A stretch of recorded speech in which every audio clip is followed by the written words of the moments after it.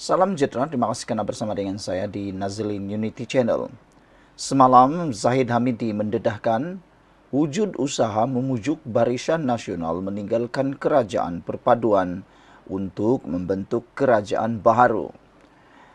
Ada permintaan untuk kita mengulas semula tentang kenyataan Zahid Hamidi ini, yaitu apabila Zahid mendedahkan ada satu usaha untuk memujuk Barisan Nasional meninggalkan kerajaan perpaduan untuk membentuk kerajaan baharu.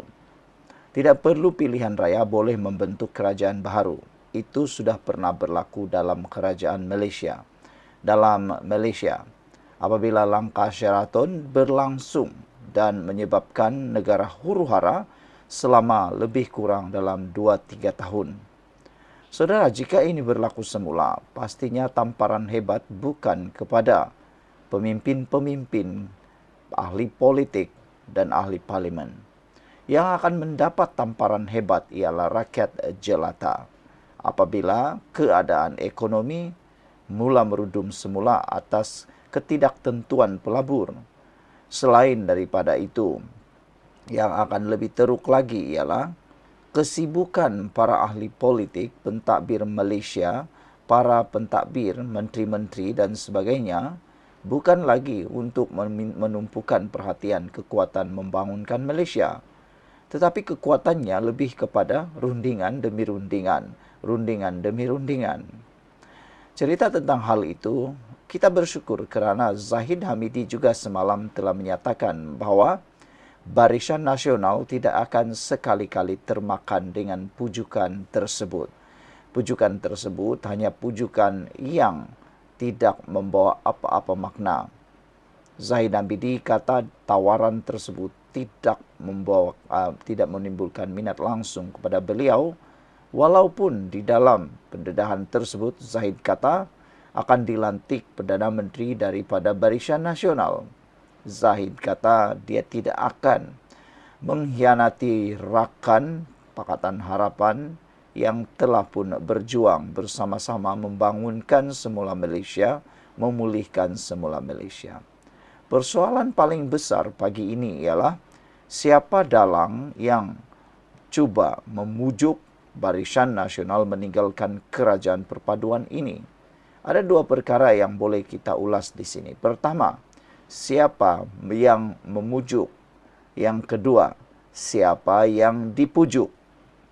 Zahid kata dalam pendedahan tersebut, ada pertemuan yang membabitkan orang-orang tertentu. Jadi persoalan pertama, siapa dalang? Siapa orang yang cuba, berani, tidak malu, apalagi muka tebal, tai unta, yang tak sedar diri, yang betul-betul tak tahu malu memujuk Barisan Nasional meninggalkan kerajaan. Bukankah itu satu perbuatan yang tak tahu malu, muka tebal, tai unta? Manakan tidak, perbuatan itu sudah dikecam, rakyat sudah muak dengan perkara itu. Tapi masih juga ada cubaan yang seperti itu. Perbuatan itu dianggap oleh rakyat, netizen sebagai perbuatan tai unta. Kerana perbuatan itu memang betul-betul menyakitkan hati rakyat. Siapa dalangnya?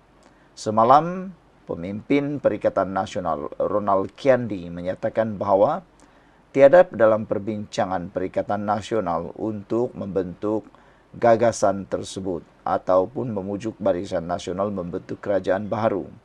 Tapi netizen mengingatkan pemimpin bersatu tersebut, yaitu Ronald Kiandi, bahawa dalam Perikatan Nasional ada orang, ada parti yang pernah melakukan langkah sembunyi-sembunyi apabila menduakan UMNO di dalam gerakan politik membentuk pakatan bersama Perikatan Nasional secara sembunyi-sembunyi tanpa pemakluman kepada UMNO.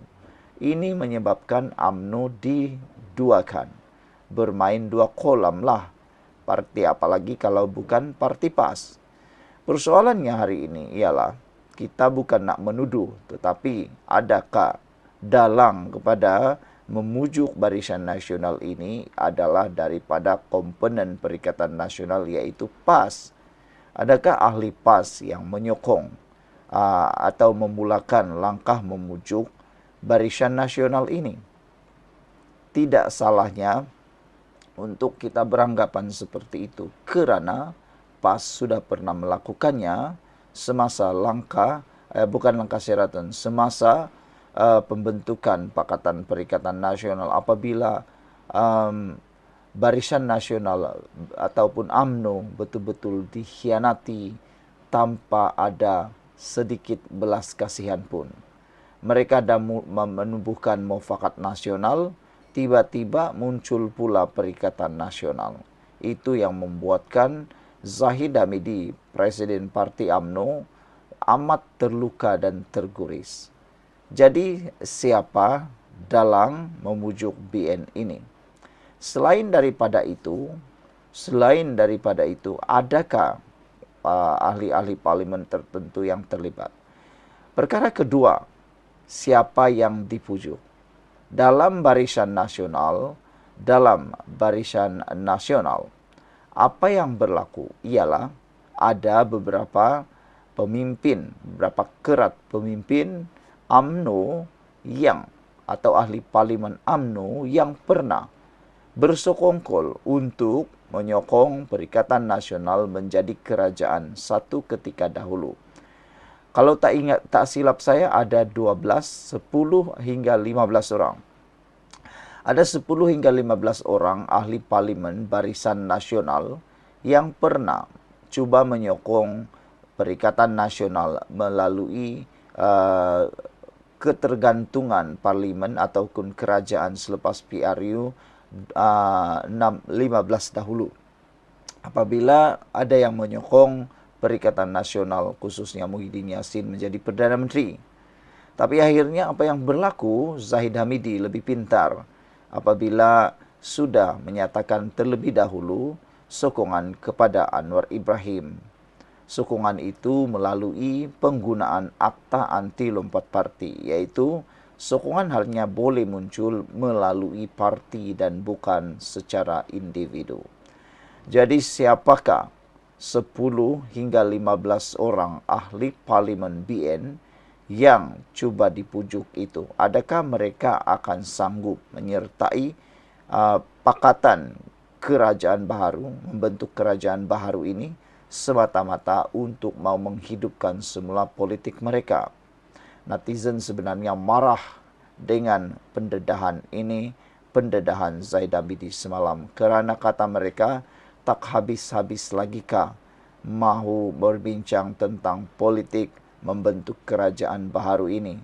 Sudah-sudahlah mendera rakyat, kata rakyat Malaysia. Apa pula pendapat anda semua? Sekian dulu untuk kali ini. Jangan lupa tinggalkan komen anda, tekan butang subscribe. Jumpa lagi. Bye-bye.